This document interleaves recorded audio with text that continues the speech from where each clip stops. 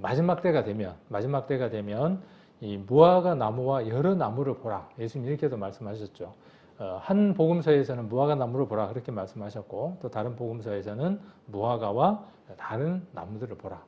가지가 연해지고 잎사귀를 내면 모든 나무가 그런 것처럼 그렇게 가지가 나오고 잎사귀를 내면 여름이 가까워오는 것이다. 그렇게 말씀하신 것처럼 그래서 한 나라를 이스라엘이라고 한 나라로 하나님이 이렇게 비유하시고 그 나라의 흥망성쇠를 예수님께서 말씀하셨습니다.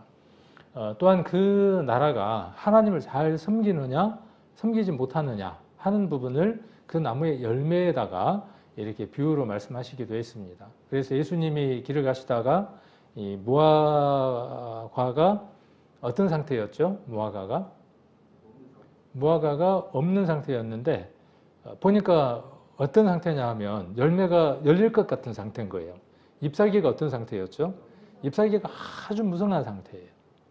이것은 그 나라의 상황을 이야기를 하고 있는 것입니다. 그래서 이스라엘이 말로는 또 그들의 어떤 행동으로는 하나님을 잘 섬기는 것 같은 종교적으로는 그들의 어떤 그 열심이라든가 그 모든 것들이 푸르러서 잎사귀를 이루고 있는 그런 모습을 상징적으로 비유로 이야기를 하고 있습니다. 그러나 실제로 그 안에 하나님을 향한 본 마음이 없었던 것을 예수님은 그 열매 없는 무화과를 두고 예수님이 비유로 말씀하시죠. 그래서 그 무화과 나무를 저주하셨던 것을 볼 수 있습니다.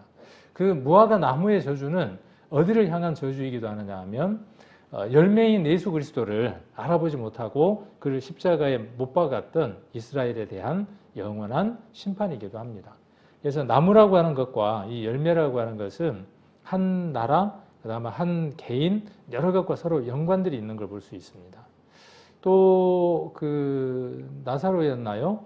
이렇게 죽은 자 가운데서 살려냈을 때 이 덮고 있었던 그 눈을 풀어주었죠. 이렇게 배로 싼 것을 풀어주었을 때 무엇이 보이느냐 그렇게 물었을 때 어떻게 대답을 한 걸 볼 수 있습니까? 이 나무 같은 것들이 왔다 갔다 하는 것을 봅니다. 그렇게 이야기를 한 걸 볼 수 있죠. 그래서 나무와 이 사람이라고 하는 것은 이 성경 속에서 많은 이렇게 비유들 속에 등장하기도 합니다. 그래서 나라고 하는 사람이 어떤 나무인가 하는 것을 한번 생각해 보는 것은 참 유익한 시간일 것 같아요. 그래서 그런 부분들 우리가 이제 비유를 한번 생각을 해보면 좋을 것 같습니다. 많은 부분이 비유로 되어져 있으니까 원래 우리는 어떤 나무였을까요? 저와 여러분은 어떤 나무? 그것보다 더 원래 우리는 어떤 나무였을까요? 원래 우리는 아주 원래는 좋은 나무였습니다. 그렇죠. 아담과 하와 때 사단이 우리를 찍어서 뿌리까지는 다 뽑지 못한 겁니다. 이 부분이 중요할 것 같아요. 우리를 찍어서 어디에다가 접을 붙였냐 하면 사단이라고 하는 나무에다가 접을 붙였어요. 이 부분도 우리에게 유용한 그 비유로 한번 묵상을 해보는 것도 유익할 것 같아요. 그렇죠. 원래는 우리가 어떤 나무였다는 사실이에요. 원래 우리가 처음 지음 받을 때에는 원래 하나님 우리를 만드셨을 때에는 좋은 나무, 좋은 열매가 맺힐 수 있는 나무로 우리를 만드셨다는 사실이에요. 그런데 사단이 어떻게 했습니까? 탁 꺾어버렸죠. 꺾어갖고 어디에다가 더 접을 붙인 거죠? 사단이라고 하는 악하고 독하고 가시와 엉겅퀴만 낼 수밖에 없는 그 나무에다가 우리를 접을 붙였어요. 몰랐던 사실을 깨닫는 것이죠. 어느 날 그 사실을 깨닫는 것이죠. 내가 이렇게 가시와 엉겅퀴를 내고 추악한 열매를 맺힐 수밖에 없는 것은 내 본성이, 그러니까 두 본성이 있는 걸 깨닫는 거죠. 원래의 본성은 무엇이 있다는 것을 알아요.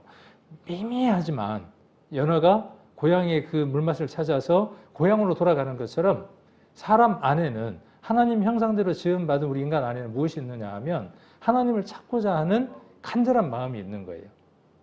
그 본래의 본성이 우리 안에 있는 것이죠. 그것도 있고 또한 무엇이 있는 거예요.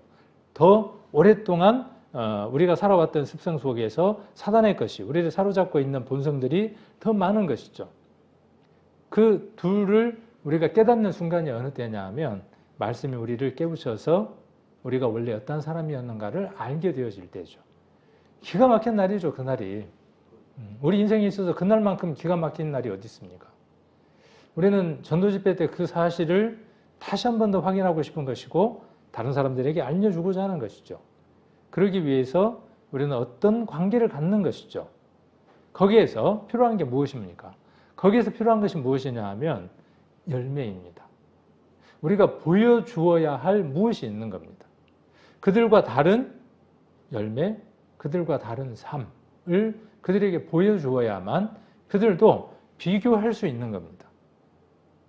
저는 그랬던 것 같아요. 제가 말씀을 듣고 이렇게 구원을 받을 수 있었던 그 이유들, 그 하나하나를 한번 이렇게 보면, 교회라고 하는 곳에 처음 발을 디뎠을 때 그 교회가 세상에 어떤 교회만큼 큰 교회는 아니었지만 그 안에 따뜻함이 있었고 그 안에 특별함이 있었고 또 그 속에 들었던 그 말씀들이 특별했기 때문에 비교됐기 때문에 말씀을 들을 수 있는 은혜들이 제게 베풀어졌었죠.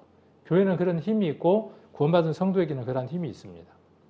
그래서 그 날이 우리로 하여금 내가 원래는 좋은 나무였고 아름다운 아름다운 열매를 맺을 수 있는 어떤 열매를 맺을 수 있는 나무였을까요? 우리가 계시록을 보면 힌트를 하나 얻을 수 있습니다. 우리가 어떤 나무였냐 하면 시절을 따라서 12가지 과일을 맺힐 수 있는 아주 특별한 나무였습니다. 이러한 명절들은 굉장히 유익합니다. 우리에게. 우리가 천국 가면 거기에 생명수의 강이 흐르고 정금으로 된 길이 있고 거기에 나무가 있어서 그 나무가 12가지 과일을 맺힌다 라고 하는 그 믿음도 우리에게 유익하지만 이 세상을 살아가는 날 가운데 많은 사람들에게 생명수의 강을 보여주고 정금으로 되어 있는 길을 보여주고 내가 시절을 따라서 12가지 과일을 맺히는 그 나무로 많은 사람들에게 보여지는 것은 아주 특별한 것이죠. 내가 그렇게 열매를 맺힐 때 사람들은 어떻게 했어요? 야, 아주 특별한 나무다는 거죠. 예수님이 그랬던 것처럼. 자, 그래서 좋은 나무 12가지 과일을 맺힐 수 있는 그 나무가 사단의 그 시기와 질투로 말미암아 꺾여졌고 그 꺾여진 곳에다가 뭘 갖다 꽂은 거예요? 사단이 자기의 가지를 갖다 꽂은 거죠. 그죠? 자, 근데 이것하고 정반대 원리가 어디에 나옵니까? 로마서에 보면 아담 한 사람이라고 하는 인물을 등장을 시키고 그 한 사람 때문에 모든 사람이 주인이 되었다고 하는 내용을 이야기를 하고 있고 한 사람 예수 그리스도를 소개하고 그 한 사람 예수 그리스도로 말미암아 모든 사람이 의인이 된다고 하는 아주 특별한 대립되는 진리를 이야기를 하고 있죠. 그러면서 로마서에서 무슨 얘기를 합니까? 로마서 11장에서 참 감람나무와 돌 감람나무에 대한 얘기를 하죠. 우리가 이제 잘 아는 얘기니까 우리가 충분히 이럴 때 성경 구절들이 이제 떠오를 겁니다. 어딘지. 로마서 11장을 한번 보겠습니다.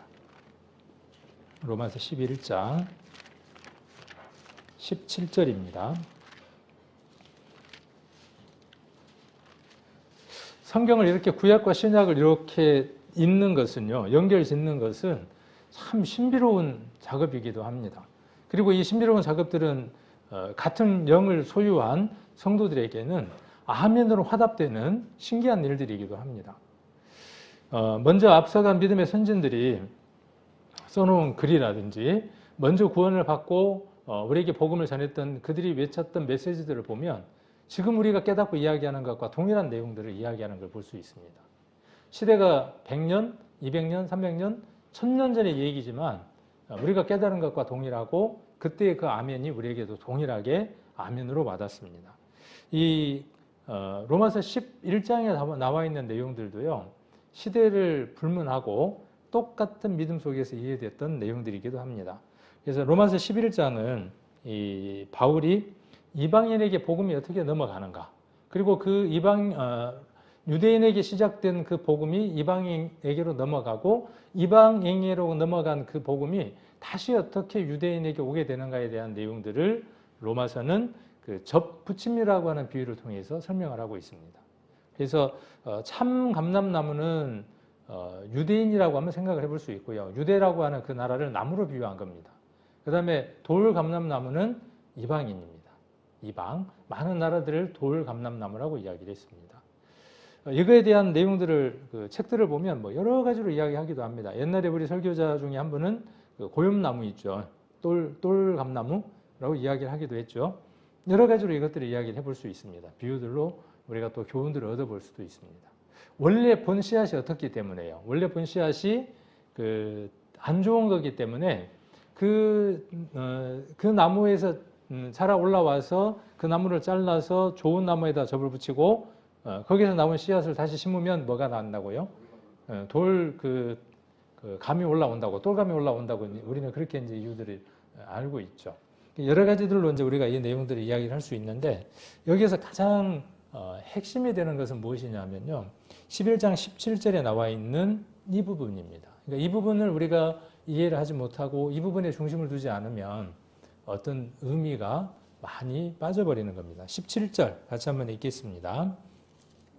또한 가지 얼마가 꺾여졌는데 돌감람나무인 내가 그들 중에 젖붙임이 되어 참감람나무 뿌리에 진액을 함께 받은 자 되었은즉. 그래서 참감람나무의 뿌리의 진액을 누가 함께 받게 됐느냐 하면 잘려진 그 가지에 이방인이라고 하는 돌감람나무가 꺾여져서 거기에 젖붙임 바 된 거예요. 그러니까 이방이라고 하는 그 나무에도 무엇이 들어있다라고 지금 이야기를 하고 있는 거죠. 자, 참감람나무의 가지에도 그다음에 젖붙임이 된 돌감람나무의 그 가지 안에 그 진액도 이 참감나무에 있는 그 진액과 같은 진액이 들어있다라고 이야기를 하는 것이죠. 이 진리의 말씀은 무엇을 이야기를 하는 것이냐 하면 이방인에게도 참 엑기스인 누가 있는 것이고 예수 그리스도가 계시는 것이고 유대인들에게도 누가 계시는 거라는 거예요. 참 진액인 예수 그리스도가 계신다는 얘기예요. 그러나 그들은 어떻게 했다는 거예요? 참 진액 대신 예수 그리스도를 어떻게 했다고요? 거절하고 거부하고 받아들이지 않았다는 거예요. 얼마간 그럴 것이라는 거예요. 얼마간 그럴 것이라는 거예요. 그리고 그 얼마간 누가 구원을 받을 것이라는 것이죠? 이방인 돌감나무가 구원을 얻을 것이라는 거예요. 그리고 후에 어떻게 되어질 것이라는 것이죠? 이방인의 충만한 수가 차고 나면 그렇죠? 그 수가 어디로 넘어가겠다는 거예요. 11장의 내용이 그 내용이니까 어디로 넘어가는 겁니까? 이스라엘로 돌아가는 겁니다. 그러니까 이스라엘의 진액도 누구이고 뿌리로부터 올려져 오는 진액도 뿌리가 누구이고 예수 그리스도이고 이방인의 그 가지 위에까지 올라와 있는 것도 누구의 뿌리, 누구의 진액이고 예수 그리스도의 진액이고 이것을 누가 기뻐하시는 일이라고요? 우리 하나님이 기뻐하시는 일이고 바울은 이 일을 위해서 자기의 생애 전체를 다 내어놓았다고 이야기를 하고 있죠. 우리가 이런 그 풍부한 상상을 또 우리가 갖고 있는 지식들을 성경 속에다가 조금 더 이렇게 가미를 해봅시다. 성경에다 무엇을 넣어서 더 꾸미자는 것이 아니라 우리가 드라마를 보거나 또 책을 보거나 만화를 보거나 그러면 그 컷을 보면서 우리가 갖고 있는 많은 상상력을 동원해서 그것을 풍성하게 만들죠. 그런 것처럼 우리가 이 성경을 통해서 우리가 갖고 있는 많은 부분들을 우리의 신앙과 연관해서 풍성하게 한번 만들어 보자는 것이죠. 우리가 예수 그리스도라고 하는 나무, 뿌리, 거기로부터 젖붙임을 받았어요. 우리가 잘려졌어요. 아까 그 원리하고 똑같죠. 사단이 어떻게 했습니까? 우리를 강제로 가지를 꺾어다가 어디에다 갖다 붙였어요? 사단이라고 하는 뿌리에다가 젖을 붙였어요. 진액이 뭘로 올라왔어요? 사단의 진액이 올라왔어요. 그런데 예수 그리스도께서 우리를 값주고 사셔서 우리를 잘라다가 어디에다 젖을 붙인 것이죠? 예수님이라고 하는 참 감람나무에다 젖을 붙였어요. 그런데 요 가지를 꺾어서 다른 데다가 젖을 붙이면 이 안에 이미 뭐가 들어있겠어요? 이 안에. 이전에 무엇이? 그 영양분들이 그 안에 들어있겠죠. 그 영양분이 들어있는 한은 이 열매는 어떤 것에 영향을 받느냐 하면 이 안에 있는 것의 영향을 그대로 받을 수밖에 없어요. 무엇이 올라와야 하는 거죠? 뿌리로부터 진액이 어디까지 올라와야 돼요? 이 가지 끝까지 쫙 차고 올라와야 그때서야 어떻게 되어지는 것이죠? 이제 그 뿌리의 진액을 받은 영향을 받기 시작을 하는 겁니다. 이것이 우리의 구원과 아주 밀접하게 연관이 되어져 있는 것 같아요. 우리가 어디로 붙어요? 원래 좋은 나무였어요. 그런데 꺾여져서 그 안에 뭘로 가득 채워져 있어요. 사단의 것으로 그 가지 안에 가득 채워져 있어요. 열매도 어떤 열매가 맺혔어요? 네, 돌감람나무. 돌감람나무는요, 너무나 자라요. 그런데 이 주인의 울타리 안에 있는 참 감람나무는 아주 굵어요. 네, 올리브가 참 굵어요. 그런데 몇 개 안 열어. 몇 개 안 넣는단 말이에요. 해거리를 하기도 하고 너무 걸음이 좋아서. 그래서 어떤 지혜를 얻는 거냐 하면 야생에 있는 감람나무는 작지만 엄청 많이 여는 거예요. 그러니까 그 둘을 어떻게 하는 거죠? 결합을 시키는 거예요. 그러면 많이 열리는 그 이방의 열매가 이 안에 들어와서 어떻게 되어지는 거죠? 주인의 그 과수원 안에 들어와서, 울타리 안에 들어와서 어떻게 되어지는 거죠? 엄청난 뿌리의 진액을 받으니까 어떻게 되어져요? 풍성하게 굵은 열매가 맺히는 거예요. 이게 누구의 뜻이라는 거예요? 하나님의 뜻이라는 거예요. 그러면 하나님은 이스라엘로부터도 풍성한 열매를 맺고 싶은 것이고 이방인에게도 무엇을 맺고 싶은 거예요? 풍성한 열매를 맺고 싶은 거예요. 그 열매를 맺기 위해서 누가요? 뿌리가 예수 그리스도가 되시려고 하시는 거예요. 진액이 그분이 되시려고 하시는 거예요. 되어 주셨어요. 그래서 우리가 어떤 나무가 된 것이죠? 우리가 다시 회복되어진 거예요. 성경은 무엇을 선언하고 있는 거죠? 이걸 선언하고 있는 겁니다. 그러니까 전도 집회는 무엇을 알려주는 거예요? 원래는 좋은 나무였어. 그런데 베려버렸어. 그런데 예수님 오셔서 어떻게 해놓으셨어? 회복해 놓으셨어. 네가 인정하면 회복되는 거야? 아니에요. 네가 죄인이라고 절실히 깨달으면 회복되는 겁니까? 예수님이 죽으셨다는 사실을 눈물을 팡팡 흘리면서 피눈물을 흘리면서 인정을 하면 예수님이 십자가에 못 박혀 돌아가신 게 분명합니까? 그렇지 않습니다. 어떤 사실이라고 하는 것은 내가 어떻게 그것을 생각하느냐와 아무런 상관이 없습니다. 그러나 무엇은요? 그것이 내 것이 되는 문제는 다른 문제예요. 사실은 내가 거기에 어떤 것도 관여하지 않는 거예요. 그러나 그 사실이 내 것이 되어지는, 선물이 되고 은혜가 되어지는 것은 내가 죄인이어야만, 내가 그 은혜나 선물보다 더 낮아져야만 내게 올 수 있는 특별한 것이에요. 여러분들은 처음 했죠? 네, 경험하셨죠? 그래서 우리가 값진 자가 됐어요. 왜 우리가 값진 자가 됐습니까? 답이 간단해요. 값주고 사셨으니까 값진 자예요. 여러분들을 값주고 사신 겁니다. 네, 피값 주고 여러분들을 사셨어요. 왜 사셨을까요? 귀하게 쓰시려고. 네, 사랑하시고 귀하게 쓰시려고 여러분들을 값을 주고 사셨습니다. 그래서 우리를 유익하고 아름답고 쓸만한 나무로 회복시켜 놓으신 것이에요. 네. 언제요? 2000년 전에 회복시켜 놓으신 거예요. 그러면 우리가 지금 누가복음 6장을 읽었습니다. 43절과 44절을 읽었는데 거기에 좋은 열매 맺는 나무가 있고 못된 열매 맺는 나무가 있는데 그러면 저와 여러분은 어떤 나무입니까? 이 질문은 무엇과 똑같으냐 하면 구원받았습니까? 안 받았습니까? 하는 질문하고 똑같은 거예요. 이만한 금덩이 줄 테니까 세상하고 바꾸실래요? 구원하고 바꾸실래요? 그러면 아니요 대답하는 거하고 똑같은 얘기예요. 그 얘기나 같은 얘기입니다. 여러분들은 어떤 나무이냐 하면 기가 막힌 나무인 겁니다. 아까 제가 잠깐 말씀드렸지만 시절을 따라서 12가지 과일 그런 나무 세상에 있어요? 없어요? 없습니다. 근데 여러분은 그런 나무이다고요. 특별한 나무이다고요. 옛날에 그 박동순 모친 살아 계셨을 때 그 감나무 같은 거 이렇게 갖고 가셨을 때 아주 잘 가꾸셨다면서요. 그래서 보면 나무에가 이렇게 뭐 그 감나무인데 막 여러 종류의 그 감이 접목을 해갖고 열리고 그러셨다면서요. 예. 사람에게도 그런 특별한 재능이 있잖아요. 하나님은요, 우리를 나무를 삼으셨잖아요. 우리가 어떤 나무이라고요? 아주 특별한 나무이라고요. 이사야서에서는 우리를 어떤 나무로 말씀하고 계시느냐 하면 61장을 한번 보겠습니다. 이사야 61장. 우리가 어떤 나무인지.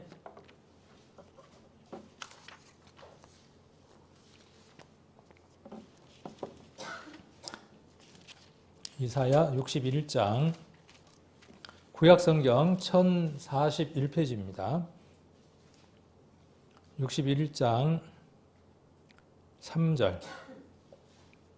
이 말씀 우리가 많이 보던 말씀인데 3절 같이 한번 읽겠습니다. 무릇 시온에서 슬퍼하는 자에게 화관을 주어 그 죄를 대신하며 희락의 기름으로 그 슬픔을 대신하며 찬송의 옷으로 그 근심을 대신하시고 그들로 의의 나무 곧 여호와의 심으신 바 그 영광을 나타낼 자라 일컬음을 얻게 하려 하심이니라. 여기 시온이 나오고 이 시온은 물론 아까 이야기했던 것처럼 참 감람나무인 이스라엘을 이야기하는 것이고 그들이 회복될 것을 이야기하는 것이기도 합니다. 그래서 이스라엘이 회복될 것이고 그 회복되는 이스라엘을 가리켜서 시온이라고 이렇게 이야기를 합니다. 그 어느 교파 중에 하나가 시온이라고 이야기하는 그 시온 아닙니다. 그들이 이야기하는 건 전혀 엉뚱한 거예요. 전혀 엉뚱한 겁니다. 자, 여기 의의 나무라 그랬어요. 그들로 그랬어요. 그들. 그러면 아까 우리가 로마서 11장을 연결해서 우리가 생각을 해본다면 이 그들은 누구냐 하면 참 감람나무와 그 참 감람나무에 접붙임 바 된 이방의 돌감나무를 함께 이야기를 하는 것입니다. 그들입니다. 그들로 그 말이에요. 그들로 의의 나무. 그 나무의 이름이 의의 나무예요. 그러니까 저와 여러분의 나무의 이름은 뭐냐 하면 의의 나무예요. 루터도 그랬고 많은 종교개혁자들이 뭐라고 부르짖었냐 하면 로마서 1장이나 여러 성경들을 통해서 우리를 가리켜서 무엇이라고 이야기를 했느냐 하면 의인이다 그랬어요. 그래서 믿음으로 말미암아 의인이 되는 것이다. 이렇게 이야기를 하고 있죠. 그래서 믿으면 누구를 믿으면 예수 그리스도를 믿으면 어떤 예수 그리스도를 믿으면 그렇죠. 그냥 예수 그리스도가 아니에요. 그 백과사전에 위키백과사전에 나와 있는 그 예수 그리스도를 믿는 게 아니라 12월 24일이 되면 모든 사람들이 믿는 그 예수 그리스도가 아니라 성경에 특별하게 기록된 성경대로 죽으시고 바울이 이야기했던 것처럼 성경대로 죽으시고 성경대로 장사되고 성경대로 부활되신 왜 성경대로 죽으시고 왜 장사되고 부활됐냐는 것이죠. 우리는 알죠. 그 예수 그리스도를 만나는 것. 그것이 의입니다. 그 의가 이루어진 사람을 의의 나무라고 이야기를 합니다. 곧 그랬어요. 그러니까 의의 나무는 이퀄 그 말이에요. 같다 그 말이에요. 무엇과 같다는 거죠? 여호와의 심으신 바다 그 말이에요. 누가 우리를 심으신 겁니까? 하나님 우리를 심으셨어요. 어디에다 심으셨을까요? 우리를 어디에다 심으셨을까요? 세상에다 심으셨죠. 그렇죠. 왜 세상에다 심으셨을까요? 이스라엘을 하나님이 특별히 선별하고 구분해냈어요. 그래서 그들을 가리켜서 선민이라고 이야기합니다. 세상 중앙에 거하는 민족을 구분해내서 그들 가장 작고 가장 열악하고 가장 힘없는 것 같은 그 민족을 하나님이 선택을 했어요. 그리고 그 민족을 열방 가운데 심으셨어요. 혹은 이것을 세계수라 그래야 세계수. 재밌죠, 이름이. 세계수. 우주목이라고 이야기하기도 하고. 그런 말 들어보셨나요? 저도 처음 들어봤는데 많이 배운 사람들이 그렇게 이야기를 하더라고요. 이 나무가 뭐죠? 열방에 하나님의 아름다움을 드러내는 특별한 나무인 거죠. 그 나무예요, 지금. 그 나무로 누구를 심으신 거죠? 이스라엘을 심으신 거예요. 근데 그들이 하나님의 뜻을 온전하게 나타내는 나무였습니까? 그 나무에다가 온갖 잡다한 것을 다 걸어놓고 우상을 숭배하고 하나님의 이름을 더럽혔던 그 나무입니까? 그러니까 지금 로마서에서 어떻게 하는 거예요? 에이, 착! 하고 잘라버리는 거죠. 그래서 잘린 거예요. 그러지 않았으면 우리가 거기에 접붙임을 받을 수 있어요? 없어요? 로마서가 그 얘기를 하는 거예요. 우리가 거기에 접붙임을 받을 수 있는 기회가 전혀 없어요. 이게 지금 이사야서 61장은 그 얘기를 하는 겁니다. 이스라엘이 그 일을 다 감당했어요? 못했어요? 감당하지를 못했어요. 만방에 하나님을, 예수님을 잘 드러내는 그 일. 여기 보면 심으신 바 그 영광을 나타낼 자라 일컬음을 얻게 해야 하는데 그 나무 자체가 영광이 아니라 그 나무 자체가 목적이 아니라 그 나무를 통해서 전 세계 만방에 누가 드러나야 합니까? 그리스도가 드러나고 하나님이 드러나야 하는데 그들은 어디에 매여 있었습니까? 그들 자신에게 매여 있었습니다. 그것이 이스라엘의 문제였어요. 그들이 의의 나무였어요. 의로운 나무여야만 하는 거예요. 그러면 이 나무에서는 뭐가 열리겠습니까? 자, 답은 간단해요. 의의 나무에서 열리는 열매는 어떤 열매예요? 의의 열매죠. 그 열매는 여기 보니까 무엇이에요? 하나님의 영광을 나타내는 거예요. 누가 그런 자여야 돼요? 이스라엘이 그런 자여야 돼요. 그렇지를 못했어요. 뭘 섬겼습니까? 우상을 섬겼습니다. 그들을 이끌었던 하나님을 버리고 우상을 숭배했던 죄 가운데 가장 큰 죄를 범한 것이죠. 자, 이 나무가 이스라엘이면서 결국 어디냐 하면 로마서에서는 그 나무가 이방과 한 나무인 것을 이야기합니다. 그러면 우리도 똑같은 이치로 우리를 어디에다가 심으셨어요? 제가 구원을 받았으니까 세상하고 별개로 저 우주에다 우리를 갖다 놔야 될 텐데 하나님 우리를 어디에다가 두는 겁니까? 세상 가운데다가 두는 겁니다. 너희가 세상에 비치고 소금이라는 이유, 너희가 등불이다, 등잔이다 라고 하는 이유가 무엇이에요? 높은 데 올라가야 하니까. 온 세계가 다 내려다 보이고 모든 사람들이 주목해야 하니까. 이스라엘이 그렇게 주목받은 것처럼 구원받은 사람들은 주목받습니다. 광영 생명교회를 다닌다 라고 하는 사람들은 좀 특별한 얘기를 해요. 안 들어본 얘기를 해요. 만일 광영 생명교회 다니는 분들이 특별한 얘기를 하지 않으면 관심 안 받습니다. 광영 생명교회 다니는 사람들이 몇은 안 되지만 안 들어본 얘기를 하는 거예요. 근데 그 안 들어본 얘기가 특별하면서 힘 있는 얘기예요. 그러니까 어떻게 합니까? 광영 생명교회는 절대로 가면 안 돼. 절대로 가면 안 돼. 다 가더라도 거기면 안 돼. 자, 그렇게 됐더니 교회가 점점 힘들어졌습니까? 복음이 더 충만하고 완전하게 전해졌습니까? 그런데 지금 광영생명교회는 색깔이 사라져버렸어요. 세계수가 아니고 다른 사람 눈에 보이는 특별한 나무, 시절을 따라서 12가지 과일을 맺히는 특별한 나무가 아니라 그냥 아무런 색이 없는 어디에서나 볼 수 있는 그냥 그런 나무가 돼버렸어요. 삶도, 말도, 목표도 모든 것들이. 그러니까 어떻게 됐습니까? 이제 결과가. 자, 그러니까 나무가 있는데 그 나무가 어떤 열매를 맺히는지 열매를 안 맺힌 거예요. 그러니까 나무를 할 길이 없는 거야. 나무가 좋긴 하고 잎사귀도 참 좋긴 한데 열매가 안 보이는 거예요. 그러니까 각각 아까 그랬잖아요. 누가복음에서 뭐라고 기록되어 있습니까? 각각 나무로 무엇을 안다 그랬어요. 열매를 안다 그랬는데 나무가 열매가 열려야 어떤 나무인지를 알 텐데 열매가 없는 거예요. 열매가. 우리가 이 성경을 통해서 잊지 말아야 할 것은 우리는 어디에 심기운 나무이냐 하면 세상 가운데 심기운 세계 모든 사람이 봐야 하는 아주 특별한 나무라는 사실이에요. 오고 가면서 봐야 하는, 볼 수밖에 없는 특별한 나무예요. 그 특별한 나무가 열매가 맺혀야 될 거 아니에요.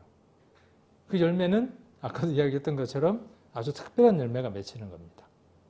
그래서 12가지 과일을 맺히고 우리가 신약 성경 안에서는 그 열매들을 성령의 열매라고 표현하기도 하고, 그렇죠? 성령의 열매. 우리 어디에 나오죠? 그 에베소서라든가 갈라디아서라든가 보면 하나님 안에 있는 특별한 사람들이 맺히는 열매들에 대한 것들을 이야기를 하고 있죠. 희락, 화평, 여러 가지 것들을 이야기를 하고 있죠.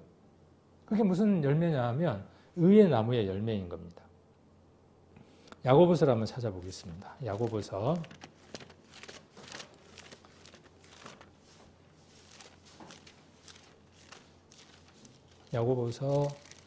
3장 17절. 언제부턴가 열매가 안 맺히는 거예요. 그러면 뭔 문제가 있을까요? 나무는 확실해. 우리 표현으로 구원은 확실해. 그런데 구원받았는지 안 받았는지 모르겠어 라고 표현하는 그 표현하고 비슷한 거죠. 왜 그런 그 말을 들어야만 하는 것일까요? 때로는 구원받은 것 때문에 열매가 잎사귀가 무성할 수도 있어요. 근데 무엇이 없기 때문에요? 확실한 그 나무를 알아볼 만한 열매가 없는 거예요. 열매가 중요한 겁니다. 그러니까 열매는 생명이기 때문에 자연적으로 생기는 거예요. 여기 3장 야고보서 3장 17절입니다. 신약 374페이지. 오직 위로서부터 난 지혜는 첫째 성결하고 다음에 화평하고 관용하고 양순하며 긍휼과 선한 열매가 가득하고 편벽과 거짓이 없나니. 자, 이게 열매들이에요. 이게 열매들입니다. 자, 그리고 18절에 보니까 화평케 하는 자들은 화평으로 심어 의의 열매를 거두느니라 그랬어요. 그러니까 의의 사람은 무엇을 심느냐 하면 또다시 무엇을 심느냐 하면 또 다른 자기와 같은 나무를 심는 거예요. 화평으로 심는 겁니다. 화평을 심었으니까 화평이라는 열매가 나오고 그 열매를 통칭해서 의의 열매라고 이야기를 하고 있는 겁니다. 그러니까 의의 열매라고 하는 것은 하나가 아닌 거죠. 우리가 의인이다라고 했을 때 그 의의 열매는 단편적으로 옳은 것, 선한 것, 착한 것 한 가지만 이야기를 하는 게 아니라 시절을 따라서 12가지 과일을 맺히는 나무가 있는 것처럼 다양한 무엇이 있다는 거예요. 좋은 열매가 있다는 거예요. 각각 다른 열매들이 있습니다. 그리스도 안에서는요, 아주 특별한 각각의 열매들이 있습니다. 그것들이 잘 조화되어지는 겁니다. 교회에는. 서로 시기하지 않고 서로 욕심내지 않으면서 그 특별함들이 서로 조화를 이루는, 우리 찬양이 그런 것처럼 각각의 그 목소리들이 어울려져서 튀지 않으면서 그러나 특별한 그 소리들이 맞춰지는, 물론 그것이 지휘자의 영향력에 의해서 만들어지는 것들이고 어떻게 배치하느냐에 따라서 나오겠죠. 교회가 그런 곳이기도 합니다. 그리고 그 모습은 세상에서 어떤 모습이죠? 와 하고 열매로 보여지는 모습이에요. 우리 교회 모습들이. 자, 그래서 여기 보니까 그건 어디서부터 오는 겁니까? 위로부터 오는 거예요. 위로부터. 자, 위로부터 오는 겁니다. 그래서 성결, 화평, 관용, 양순, 긍휼, 그 다음에 선한 열매, 편벽, 이런 단어들을 한번 사전을 찾아봐야 될 필요가 있습니다. 그러니까 성경 공부를 잘하는 방법은 어려운 게 아니에요. 이 단어를 먼저 찾아보는 것부터 시작을 합니다. 이것까지 다 부셔서 이유식으로 해서 떠먹여 드리기에는 시간이 너무 짧아. 그래서 간단한 메모지를 가지고 메모를 하셔서 성경 구절을 적어 두시고 뭘 해야 되냐 하면 되새김질을 해야만 해요. 그래야 내가 건강해서 성장을 할 수 있습니다. 그래서 의의 열매를 거두는 겁니다. 하나님은 이 의의 열매를 거두시기를 원해요. 왜? 아까 심으셨으니까. 의의 나무를 심으셨으니까 어느 농부가 열매를 원치 않는 농부가 있겠습니까?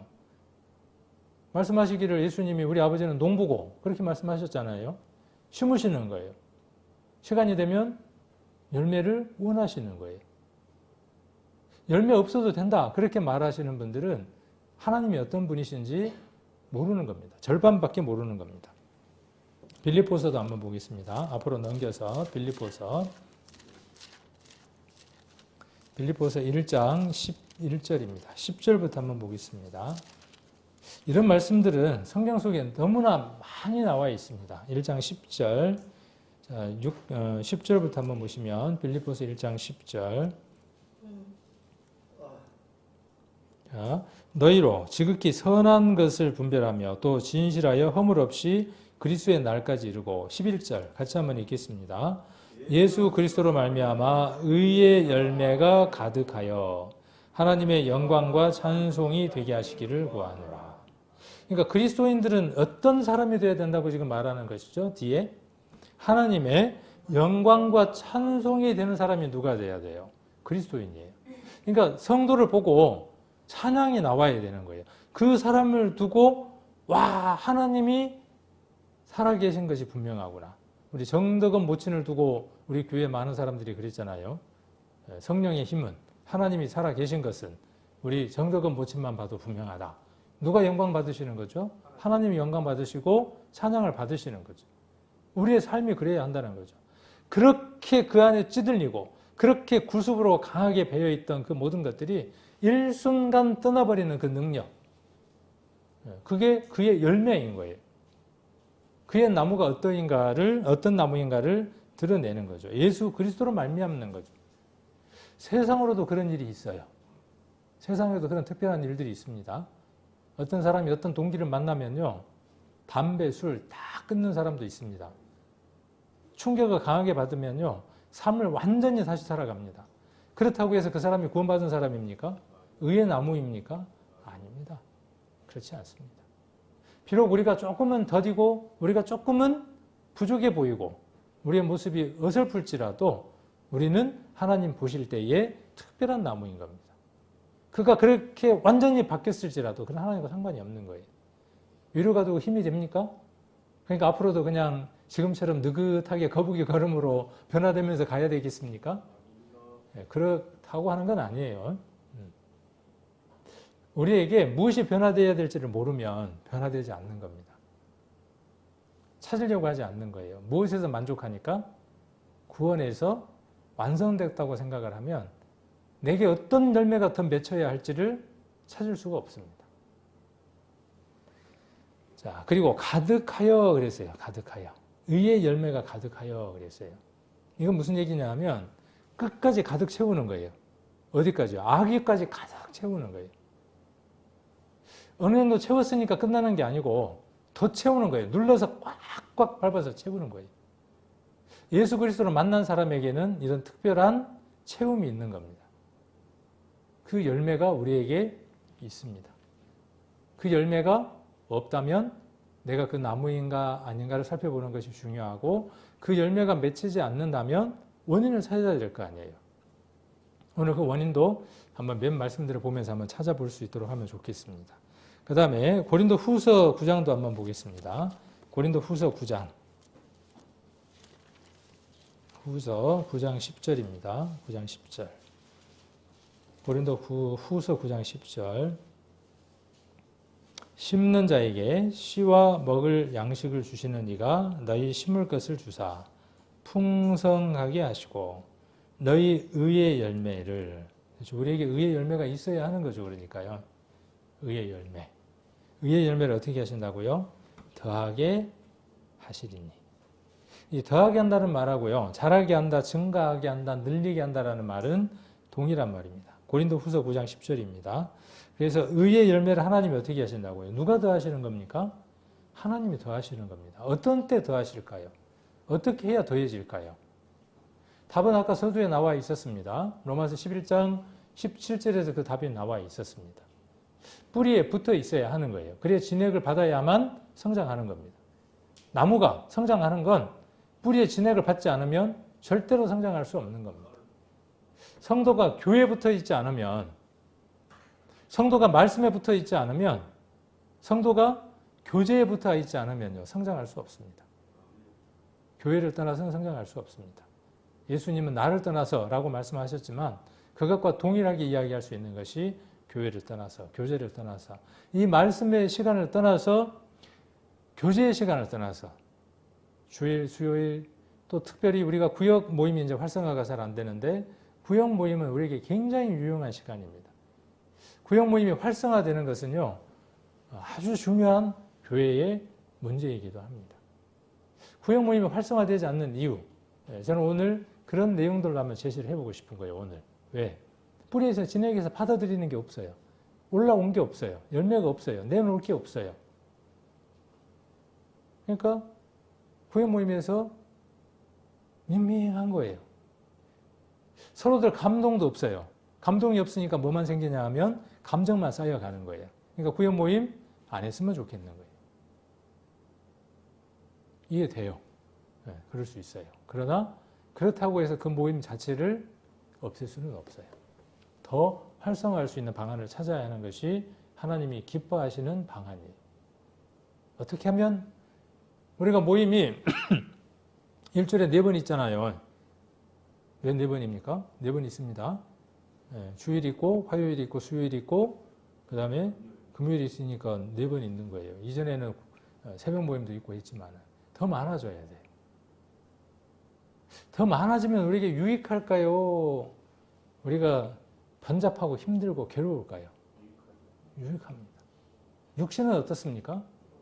육신은 뭐라고 이야기하느냐 하면 지금도 힘든데 그런데 뿌리의 진액을 충분하게 공급받으려면요. 집에서 될 것 같죠? 집에서 될 것 같죠? 혼자 될 것 같죠? 성경은 선언했습니다. 안 된다고 선언을 했어요. 안 된다고 선언을 했어요. 그런데 된다고 자꾸 생각을 하는 것이죠. 자, 잠언을 한번 보겠습니다. 저는 이 잠언에 나오는 이 말씀이 너무 좋아서 자주 보고 또 자주 인용하기도 합니다. 3장. 자, 여기서는 우리를 무엇으로 표현했냐 하면 아까 이사야서에서는 의의 나무라고 표현을 했고요. 잠언에서는 우리를 무엇으로 표현했냐 하면 생명나무라고 표현을 했습니다. 그래서 옛날에 우리 한때 생명나무라는 복음 찬양을 엄청 많이 했죠. 생명나무. 장욱종가 하는 분이 지었던 그 생명나무 많이 불렀습니다. 예수님이죠. 또한 누가 생명나무입니까? 우리가 생명나무입니다. 예수님이 생명나무이니까 그분에게서 맺힌 열매가 생명이었어요. 그 열매를 먹은 사람들이 누구냐 하면 우리예요. 에덴 동산에는 이 나무가 있었죠. 그렇죠? 선악을 알게 하는 나무가 있었고 생명나무가 있었습니다. 먼저 먹어야 될 게 생명나무였는데 그걸 먼저 먹지를 못했어요. 그래서 이 생명과를 먹으면 영원히 사는 것인데 선악을 알게 하는 것을 먹고 이걸 먹으면 어떻게 됩니까? 선악을 아는 상태에서 영원히 사는 거예요. 이건 저주예요. 지금도 우리가 선악을 알면서 살아갑니다. 한 70년, 80년 사는데 얼마나 괴롭습니까? 나와 같지 않으면 전부 다 남도질하는 거예요. 그 삶이 얼마나 괴롭습니까? 마누라도 자식도 부모도 내 마음에 안 들면 어때요? 심지어 죽여버리기도 하는 거잖아요. 내 마음에 안 드니까. 그런 상태로 영원히 산다고 한번 해보십시오. 그래서 어떻게 하는 겁니까? 쫓아내고 두루 도는 화영검으로 막으시는 거죠. 그리고 뭔 문제를 해결하고 이 선악에 대한 문제를 해결하고 뭘 먹으라는 거예요? 생명과를 먹으라는 거예요. 우리는 이 선악에 대한 문제를 어떤 문제인지를 알고 무엇을 먹은 자들이에요? 선악과를 먹은 자들이에요. 먹고 우리가 무엇이 되었습니까? 생명나무가 됐습니다. 그러면 이제 우리에게서 무엇이 열려야 되겠어요? 생명이 열려야죠. 그런데 사망이 열려. 내가 하는 말, 내가 하는 행동 때문에 누군가가 괴로워 죽는 거예요. 마누라가 괴로워 죽고 남편이 괴로워 죽고 자식이 괴로워 죽겠다는 거예요. 내가 하는 말 때문에. 사망을 선물하고 시기를 선물하고 질투를 선물하고 아직 여전히 어떤 그 진액이 올라오는 거예요. 덜 빠진 거예요. 이게 덜 빠진 거예요. 그래서 하나님이 그 비유로 광야를 주신 것이죠. 이 신을 빼기 위해서 광야가 필요한 거죠. 우리에게도 그 시간들이 있죠. 지금도 그 시간을 걷고 있습니다. 이것을 얼른 일찍 인식한 사람은 그 싸움을 치열하게 하는 겁니다. 그리고 영토 싸움을 하는 겁니다. 그리고 그 영토 싸움에서 이기면 하나님의 영역의 땅이 넓어지면서 그리스도가 내 안에서 더 확장되며 더 힘있는 삶을 살아가는 겁니다. 이것이 신앙생활인 겁니다. 교회만 왔다 갔다 하는 게 아니라 교회를 다니면서 그것을 배워나가는 겁니다. 그러면 내 모습이 어떻게 바뀌겠습니까? 어제는 사망이었고 이전에 내가 죽음이었던 사람이 이제는 어떤 모습으로요? 누군가를 살리는 말로 바뀌는 겁니다. 말이 바뀌어요. 생각이 바뀌어요. 모든 것들이 바뀌는 거예요. 그럼 안 바뀌는 이유는 무엇 때문이죠? 진액이 지금 쫙 빨아 올리지 못하고 있는 거예요. 자, 3장, 잠언 3장 18절 한번 보시면 지혜는 그 얻은 자에게 생명나무라. 지혜를 가진 자는 복되도다. 우리 그 박성님 자매님 딸 지혜 말고요. 박성님 자매님은 지혜를 얻었으니까 생명나무를 얻었죠. 지혜를 가진 분 복된 자입니까? 이 지혜는 누구입니까? 어디에서 그렇게 나와 있어요? 성경에 그렇게 나와 있어요. 8장을 가면 지혜가 이렇게 암시적으로 묵시적으로 지혜라고 나왔던 것들이 8장을 가면 그 정체를 드러냅니다. 그 정체를 드러냈는데 그분이 누굽니까? 8장으로 한번 넘어가 봅니다. 잠언 8장으로 넘어가면 8장 1절에 보면 지혜가 부르지 아니하느냐 명철이 소리를 높이지 않느냐. 지혜가 의인화되면서 사람으로 바뀌었습니다. 이게 예수님이 부르지 않느냐 이렇게 바꿔도 전혀 이질적이지 않습니다. 그러면서 쭉 진행이 되고 22절에 보시면 여호와께서 그 조화의 시작 곧 태초에 일하시기 전에 나를 지혜를 예수님은 창조 때 예수님은 하나님과 함께 했던 분이죠. 예수님은 피조물이 아닙니다. 예수님은 피조된 존재가 아니에요. 예수님 하나님 자신이에요. 함께 계셨어요. 조화 전에 함께 계셨어요. 나를 가지셨다라고 이야기를 했어요. 자, 이분이 누굽니까? 지혜인 예수 그리스도입니다. 그러니까 지혜를 가진 자는 무엇을 가진 자입니까? 생명을 가진 자이고 예수님을 가진 자예요. 이 생명은 어떤 생명이에요? 콕 찌르면 죽는 생명? 강도가 푹 찌르면 죽는 생명? 예수 믿는다고 죽이면 죽어버리는 그런 생명? 아닙니다. 그러니까 예수 믿던 사람들에게 죽인다 그러니까 뭐라 그래요? 니 나 못 죽여. 죽인다 그러니까 뭐라 그래요? 죽여봐라. 죽였어요. 그러나 죽은 겁니까? 아닙니다. 영원한 생명 안에 있었던 사람이 영원한 생명으로 그저 그대로 있는 거예요. 그래서 그들은 자기 생명을 가죽 벗겨라. 가죽 벗긴다 그러니까 뭐라 그래요? 네 마음대로 해버려라. 가죽을 벗겼어요. 톱으로 썬다 그러니까 뭐라 그래요? 너 마음대로 썰어라. 12조각을 내든 24조각을 내든 네 마음대로 해라. 손톱을 뽑는다 그러니까요. 어떤 네 마음대로 해라. 그런다고 내가 털끝 하나라도 내 마음을 바꿀 수 있을 것 같느냐? 아니다. 내 안에는 누가 계시기 때문에 영원한 생명이 내 안에 계시기 때문에 나는 이미 영원 자체이다 라고 이야기를 하는 거예요. 그게 지혜를 가진 사람들의 특징입니다.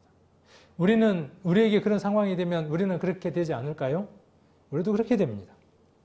누가 그렇게 도우시니까요. 그분이 우리를 도우시니까 걱정할 필요 없어요. 제자들이 그렇게 말씀하셨잖아요. 걱정하지 말라고. 우리는 사전에 걱정하는 거죠.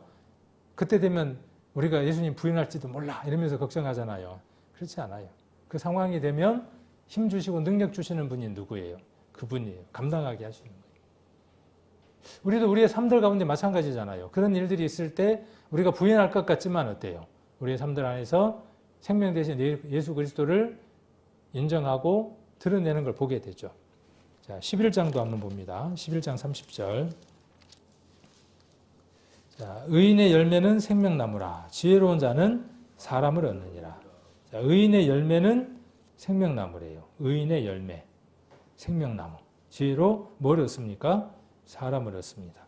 전도집회 하는 이유가 뭐예요? 사람 얻으라고. 전도집회를 왜 1년에 여러 번 자꾸 만들려고 할까요?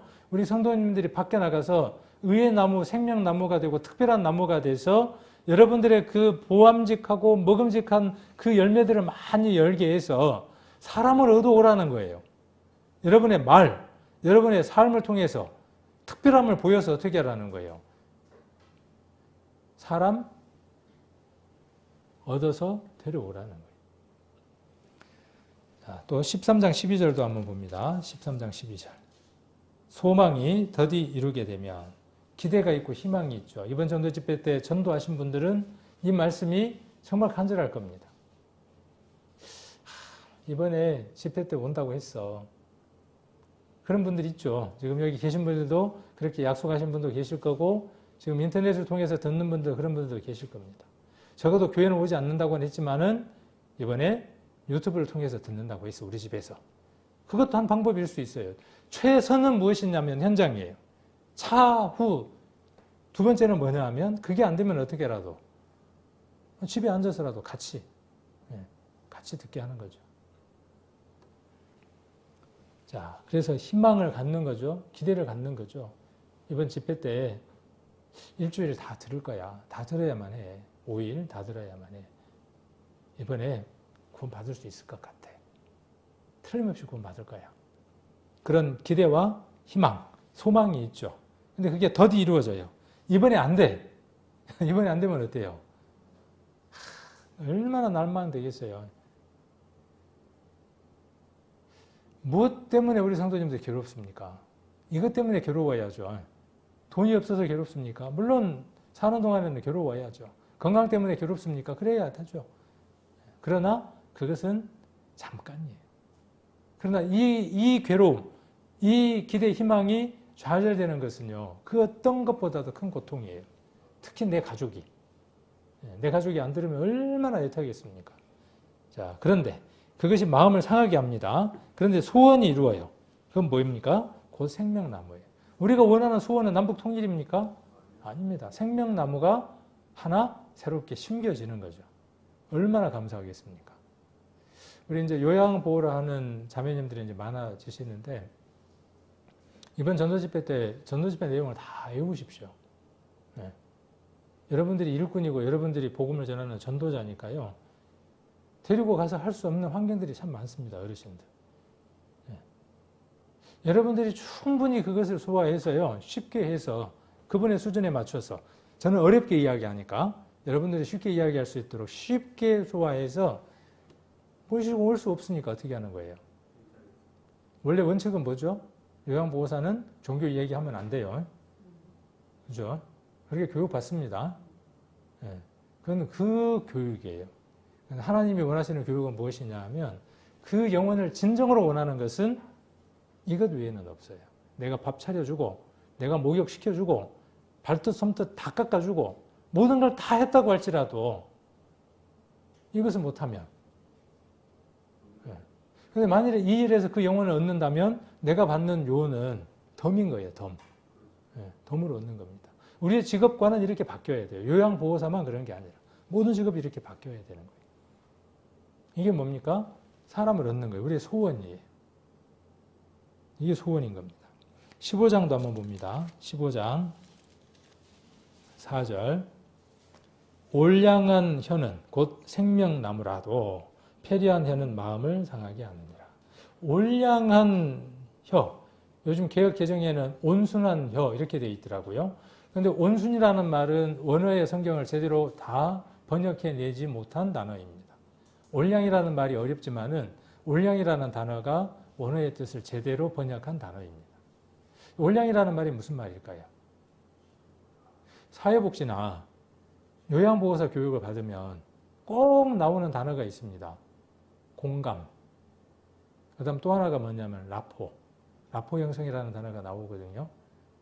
저는 그렇게 생각을 해요. 요양보호사나 사회복지사 일은요, 장애를 가진 분들에 대한 그 복지, 그 다음에 어렵고 힘든 사람들에 대한 복지는요, 정말 구원받은 사람들이 해야 하는 귀한 일이라고 생각을 합니다. 그래서 이제 배웠어요. 부지런히 배웠어요. 근데 현실적으로는 돈 안 되더라고요. 돈 안 되고 정말 고달픈 일이더라고요. 정말 고달픈 일이에요. 그러나 아까 제가 말씀드렸던 것처럼 그 안에 우리의 정말 소원을 담아서 그 일들을 한다면 세상에서 최고 멋진 직업입니다. 가장 귀한 직업입니다. 소방도 귀한 일이지만은요, 소방을 할 때 한 생명을 살려내고 그가 구원받지 못한다 그러면 안타까운 희생이에요. 소방도. 그가 구원을 얻는다면 귀한 봉사이고 귀한 희생이지만, 섬김이지만, 우리의 가치는 분명 그렇게 바뀌어져 있습니다. 그리고 다 고개를 끄덕거립니다. 이거보다 더 큰 일은 없습니다. 의사가 생명을 살려냈지라도 그 사람에게 복음을 넣지 못한다 그러면 비록 잠깐일 뿐인 겁니다. 우리만큼 큰 일을 하는 사람이 어디 있습니까? 우리가 진짜 일꾼이죠. 우리가 진짜 일꾼이에요. 그러니까 일을 삼아야 되는 거예요, 이게. 이거 일을 삼아야 되는 거예요. 이 일만큼 큰 일이 어디 있습니까? 그래서 이 올량한 혀라는 것은 치유, 치료 그런 뜻이에요. 이 말은. 원어의 단어가 갖고 있는 것이. 그래서 공감해줘야 하고, 그 다음 라포를 형성하고, 라포 형성한다는 말이 어려운 단어 같은데 쉬운 말로 뭐냐 하면 친밀해지는 거예요. 친해지는 거예요. 복음의 단계하고 똑같아요. 복음을 전하려면요, 잘 들어줘야 돼요. 공감해야 돼요. 그 다음 또 어떻게 해야 되죠? 친밀해져야 돼요. 그리고 또 하나가 뭐가 있어야 되느냐 하면 역지사지가 있어야 돼요. 요양보호사나 사회복지사 할 때 꼭 나오는 단어들이거든요. 역지사지. 누가 역지사지 해주셨죠? 역지사지의 달인이 누구냐면 예수님이에요. 그죠? 우리 인생화 되신 분이에요. 죄인이 되어 주셨어요. 우리는 절대로 그 사람화 될 수 없습니다. 역지사지할 수 없어요. 그 입장이 절대로 될 수 없어요. 그런데 하나님은 우리 입장이 되신 분이에요. 우리가 그 흉내를 내면서 살아가는 겁니다. 세상 가운데에서. 그러면 못 얻을 사람이 없습니다. 지금 세상은요, 많은 것으로 풍부하지만 실제로는 배고파하고 있습니다. 영적으로는 메말라가고 있습니다. 감정적으로도 메말라가고 있습니다. 우리가 조금만 만져주면요, 간 쓸개까지 다 꺼내줍니다. 이거 잘 이용하는 사람들이 있죠. 사기꾼들. 그쵸? 사기꾼들이 제일 잘하는 게 뭐냐면요, 아까 이야기한 거 이거 너무 잘해요. 그래갖고 어떻게 해요? 자, 통장 끄집어내고, 또 뭘 끄집어냅니까? 어르신 비밀번호 다 끄집어내고, 얼마 전에 요양보호사가 그런 분이 있더만. 그래갖고 막 몇백만 원, 몇천만 원 다 그냥 횡령하고 그런 분도 있더라고. 잘못 쓴 거죠, 그거는. 근데 우리는 충분히 그럴 수 있는 분들이에요. 그리고 거기에 복음을 넣으면, 생명을 넣으면 그 사람은 구원 얻는 거예요. 그가 비록 이 교회를 나오지 못한다고 할지라도 한편에 있었던 강소가 열심히 교회를 나와서 천국 갔습니까? 우리는 그런 진리의 사실들을 잘 알잖아요. 여러분들이 그 일들을 할 수 있다고요. 그러니까 그 일들을 하면서 무엇을 잘 배워야 하는 거죠? 내가 어떻게 하면 그들에게 구원의 말씀을 넣어줄 수 있을까? 자매면 못 하나요? 자매면 그 일 하면 안 되나요? 해야죠. 당연히 해야 되는 일이죠. 자, 그리고 생명나무라 그랬고, 폐려한 것. 폐려는 원량의 반대가 되겠죠. 거짓되고 왜곡된 거예요. 그리스도인들에게 이것은 아름답지 않는 것이죠. 자, 우리가 생명나무라고 이야기를 했습니다. 생명나무에 열매가 많이 맺히기를 원합니다. 골로새서를 한번 보겠습니다. 골로새서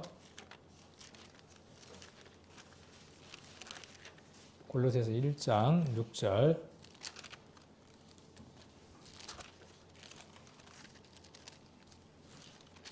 (1장 6절을) 보시면, 자, 이 복음이 이미 너희에게 이르매 너희가 듣고 참으로 하나님의 은혜를 깨달은 날부터 너희 중에서와 같이 또한 온 천하에서도 열매 맺어 자라는도다. 누가 열매 맺어 자라야죠? 우리가. 그 다음 여기에 나온 단어 가운데에 뭐가 나와 있습니까? 온 천하에서도. 열매는 어디에서 유용한 거죠? 세상에서 유용한 겁니다. 열매를 왜 맺으라고 이야기를 하느냐 하면 세상에 필요한 게 열매예요. 교회 안에서 선한 열매가 맺혀야 돼요. 교회에서도 선하다는 증거를 받아야 돼요.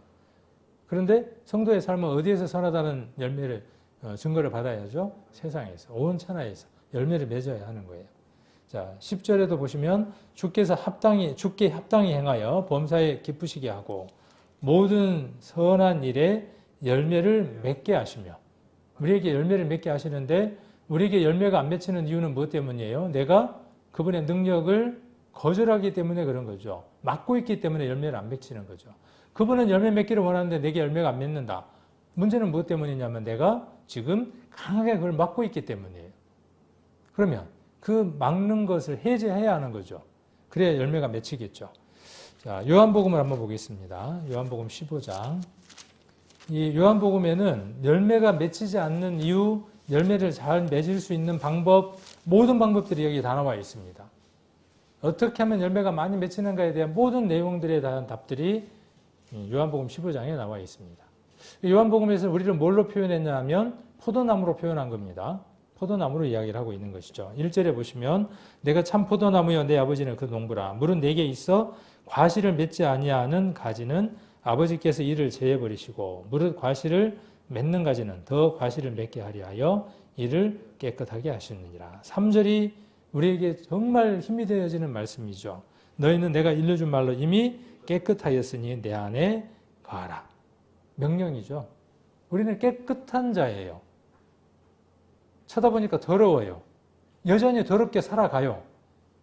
그런데 우리는 뭘 믿는 것이죠? 말씀을 믿는 자이죠.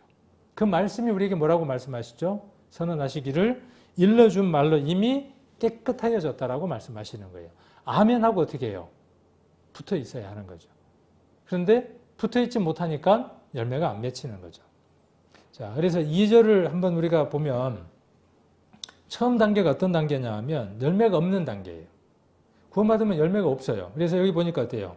과실을 맺지 않는 단계가 있죠. 여러분이 이 단계입니까? 그러면 어떤 단계가 되기를 원해야 되겠죠? 아버지께서 이를 제해버리고 무릇 과실을 맺는 가지가 되어야 하겠죠. 자, 과실을 맺지 않는 단계. 그 다음 두 번째 단계가 어떤 단계입니까? 무릇 과실을 맺는 단계, 두 번째 단계. 세 번째 단계가 어떤 단계입니까? 더 과실을 맺는 단계. 2절 안에가, 한 구절 안에가 뭐가 있습니까? 과일이 안 맺히는 단계, 맺히는 단계, 더 맺히는 단계. 그렇죠? 없는 단계, 있는 게 더 있는 단계. 이렇게 단계를 이야기를 하고 있습니다. 그래서 구원받은 사람의 삶은 어떤 삶이 되어야 되느냐 하면 2절에 기록하고 있는 것처럼 더 과실을 맺게 하는 거예요. 그러면 더 과실을 맺으려면 필요한 충족 요소가 뭐라고 지금 제시하고 있죠? 여기 2절에 필요한 게 뭡니까? 물론 그것도 필요하고 2절 마지막에 나와 있어요. 그렇죠. 깨끗함이 필요한 거예요. 하나님 앞에 드리는 제물은 필요한 구성 요소가 무엇이었느냐 하면 흠 없어야만 되는 거예요. 드릴 수 있는 제물은 흠이 없어야만 드리는 거예요. 사람도 하나님 앞에 드려질 때, 열매를 맺힐 때 필요한 요소가 무엇이냐 하면 깨끗함이라고 하는 게 필요한 거예요. 깨끗함. 무엇으로 깨끗하게 하는 겁니까? 말씀으로. 그 안에 거함으로. 그래서 3절에 내가 일러준 말로 깨끗했으니까 어떻게 하라는 거예요? 지금 너 상황 생각하지 말고 어떻게 하라는 거예요? 나오라는 거예요. 4절에. 어디에 거하라는 겁니까? 내 안에 거하라는 거예요. 자, 열매가 없는 이유에 대해서 4절, 5절, 6절에 이야기를 하고 있습니다. 열매 없는 이유에 대해서 이야기하니까 열매가 있으려면 반대로 하면 되겠죠. 4절에 보면 뭐라고 되어 있냐 하면 포도나무에 붙어 있지 않냐 하면 열매 맺을 수 있어요? 없어요? 절로 과실을 맺을 수 없어요. 또 5절에 어떻게 하면 열매를 맺을 수 없습니까? 자, 나를 떠나서는 5절 후반절에 보시면 나를 떠나서는 너희가 아무것도 할 수 없어요. 열매를 맺을 수 없을 뿐만 아니라 아무것도 못하는 거예요. 이렇게 정리하십시오. 교회에 나오는 그 일정한 행위, 예배에 참석하는 그 행위가 최소한입니다. 누구 안에 있는, 그리스도 안에 있는 최소한이에요. 최대가 아니라 수요일, 금요일, 주일 예배에 나오는 4번, 여장년회까지 4번 나오는 그 예배에 참석하는 그것이 최대치가 아니라 무엇이에요? 최소치예요. 그런데 그 최소치 가운데 주일 한 번만이라는 것은 부족하다는 뜻이에요. 그러니까 뭐가 없어요? 답이 나왔죠? 열매 없는 겁니다. 열매 없는 사람들의 특징이 뭐냐 하면 예배 열심히 없는 분들이에요. 분명해요. 이것은 또 다른 어떤 불변의 진리이기도 해요. 예배에 참석하지 않으면서 내가 신앙생활 잘한다. 앞뒤가 안 맞는 거예요. 자, 그래서 5절에 나와 있는 대로 아무것도 할 수 없습니다. 떠나서는 아무것도 할 수 없어요. 이 떠났다고 하는 것을 믿음을 버리고 떠난 것으로 이야기하면 오해입니다. 그렇지 않습니다. 아까 말씀드렸던 것처럼 그 최소한의 것들을 하지 않는 그것을 이야기합니다. 6절에 내 안에 거하지 않는 거예요. 그러니까 아까 4절에서는 무엇이었습니까? 붙어 있지 않으면. 5절에서는 무엇이었습니까? 떠나면. 6절에서는 무엇이었습니까? 거하지 아니하면. 자, 그러면 열매가 없는 거예요. 열매가 있을 수 없는 거예요. 그래서 우리가 많은 그 열매를 맺어서 살려면 이렇게 하면 됩니다. 7절에 자, 너희가 내 안에 거하고 내 말이 너희 안에 거하면 무엇이든지 원하는 대로 구하라. 그리하면 이루리라. 자, 내가 원하는 게 있어요. 뭘 원하십니까? 아까 자문에 기록되어 있는 것처럼 한 생명 구원받는 걸 원하시죠. 그게 제일 가치 있는 거니까. 그거 원하면 어떻게 하면 된다고요? 내 안에 거하면 되고 내 말이 어디 안에 있어야 돼요? 자, 주님의 말씀이 그 안에 거하고 있어야 돼요. 자, 그럼 열매 맺는 겁니다. 아까 열매 맺을 수 없는 이유가 4절, 5절, 6절이었습니다. 열매를 맺을 수 있는 방법이 지금 제시되는 거예요. 7절에 어떻게 하는 겁니까? 말씀이 여러분 안에 있어야 돼요. 그 말씀이 여러분을 주장해야만 하는 겁니다. 그리고 9절 한번 봅니다. 9절. 아버지께서 나를 사랑하신 것 같이 너희도 나를 사랑하였으니 나의 사랑 안에 거하라는 거예요. 그 사랑으로 거하고 있어야 해요. 그리스도를 사랑하는 마음으로 여러분 안에 그리스도와 묶여 있어야 해요. 그래야 뭘 맺을 수 있어요? 열매를 맺을 수 있어요. 자, 11절. 내가 이것을 너희에게 이르면 내 기쁨이 너희 안에 있어 너희 기쁨을 충만케 하려 함이라 그랬어요. 자, 그리스도의 기쁨이 어디에 있어야 되느냐 하면 여러분 안에 있어야 돼요. 그리스도의 기쁨이 그리스도 안에 있는 게 아니라 그리스도의 기쁨이 여러분 안에 있는 겁니다. 자, 그 기쁨이 여러분 안에 있게 하는 일이 지난번에 누가복음 15장의 세 가지 비유였습니다. 잃어버린 양, 드라크마, 그 다음에 아들의 얘기였습니다. 그 일을 하면 그리스도의 기쁨이 누구 안에 가득 채워집니까? 여러분 안에 채워집니다. 이것이 열매를 많이 맺을 수 있는 비결들입니다. 오늘 말씀들이 적게 제시된 것 같지만 상당히 많은 성경구절도 우리가 인용을 했습니다.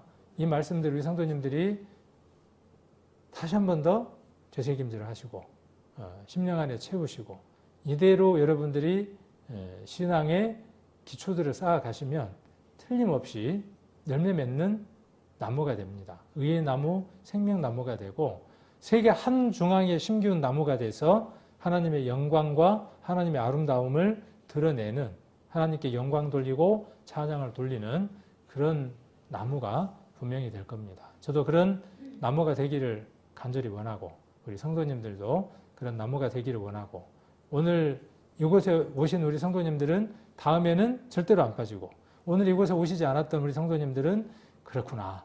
내가 신앙이 이렇게 지금 답보 상태고 성장하지 못한 이유는 예배를 등한히 하기 때문이구나. 목사의 말이 아니라 진리의 말씀이 그렇게 말씀하고 있으니 내가 실천해야지 하는 그 마음을 오늘 회복하셨다면 참 좋겠습니다.